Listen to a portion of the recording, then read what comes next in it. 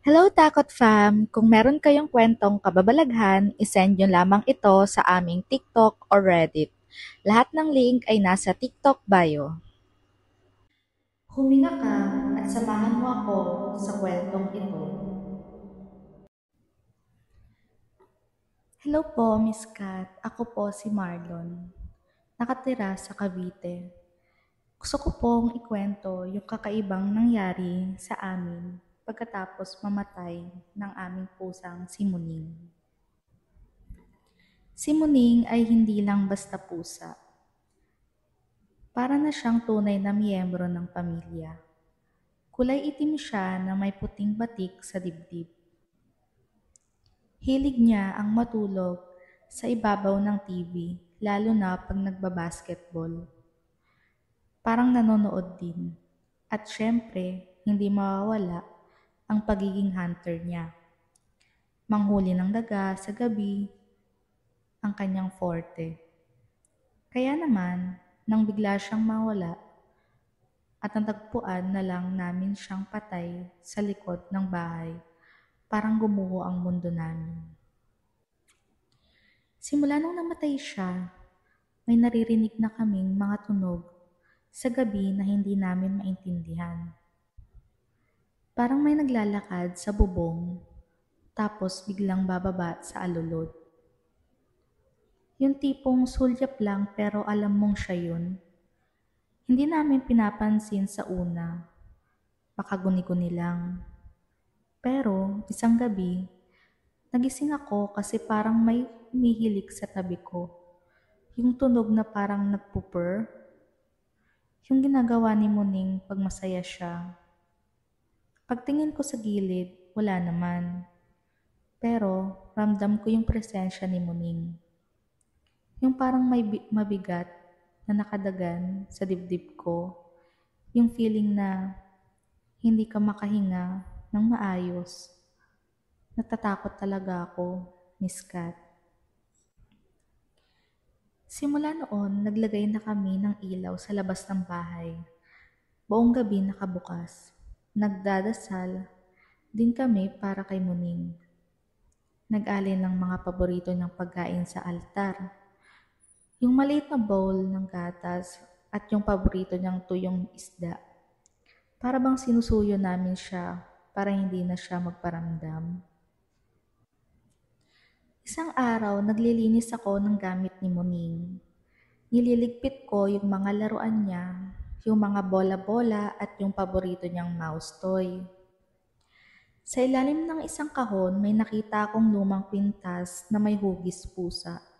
Gawa iyon sa kahoy. At meron itong kakaibang simbolo. Hindi ko maalala kung saan galing yun. Hindi naman ako bumili ng mga ganon. Sinubukan kong isuot at bigla akong nakaramdam ng kakaibang enerhiya. Parang may mainit na dumaloy sa katawan ko mula ulo hanggang paa. Simula noon, mas madalas ko nang nararamdaman si Muning. Hindi na siya nakakatakot, parang kaibigan na. Minsan parang tinutulungan niya ako. Isang beses pa nga muntik na akong nasagasaan ng sasakyan sa tapat ng palengke. Nagmamadali kasi ako, pero may biglang humatak sa akin palayo. Parang may humila sa akin. Sigurado akong si Muning yun. Kaya ngayon, lagi ko nang suot yung pintas. Hindi ko na yun inaalis. Feeling ko, protektado ako ni Muning. Para bang hindi siya tuluyang nawala. Nasa paligid lang siya, nagbabantay sa amin.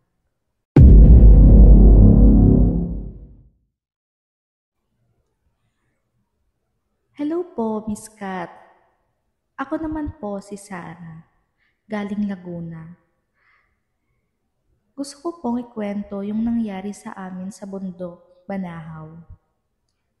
Hindi po totoong pangalan ang gagamitin ko para hindi kami makilala. Matagal na naming plano yung pag-akyat sa bundok Banahaw, Miss Kat. Siyam kami lahat, magkakabarkada since high school.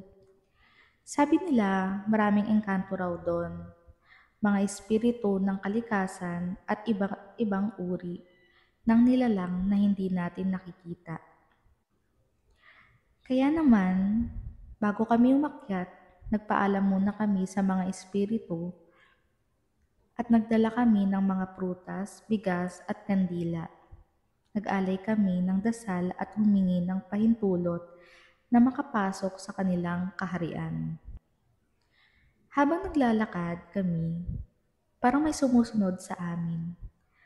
Naririnig namin ang mga bulong at tawanan sa paligid.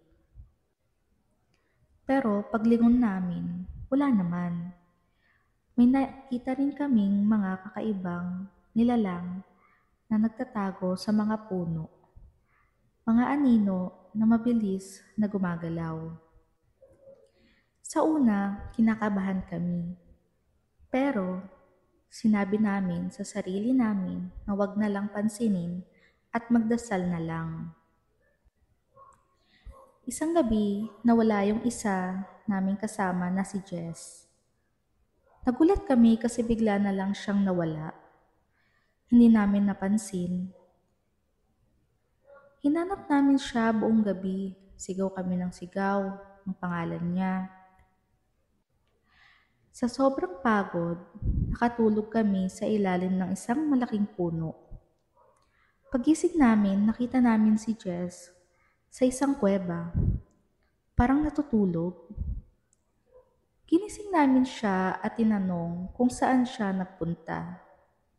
Sabi niya, may nakita raw siyang mga magagandang babae na nakasuot ng puti at inalok siya ng pagkain.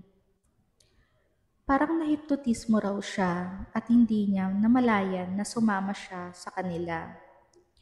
Buti na lang at nahanap namin siya agad. Baka kung ano pang mangyari sa kanya. Pagbaba namin ng bundok, lahat kami ay nakaramdam ng kakaiba. Parang may sumunod sa amin. Parang may nakamasid. Pero ang nakakatakot, pagka-uwi ko sa bahay, may nakita akong maliit na bato sa bag ko. Kulay itim yung bato at makintab.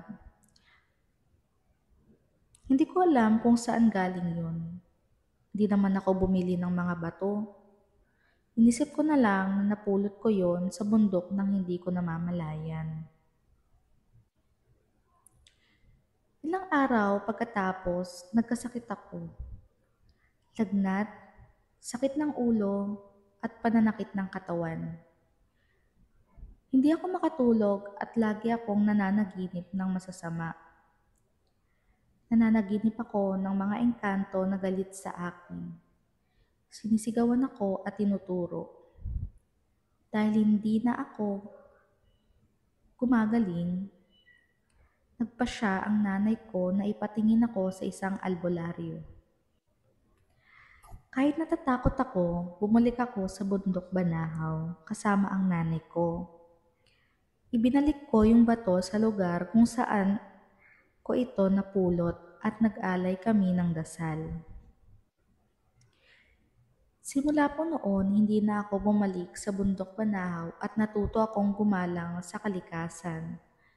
Natutunan ko na hindi lahat ng bagay ay para sa atin at kailangan nating maging responsable sa ating mga kilos.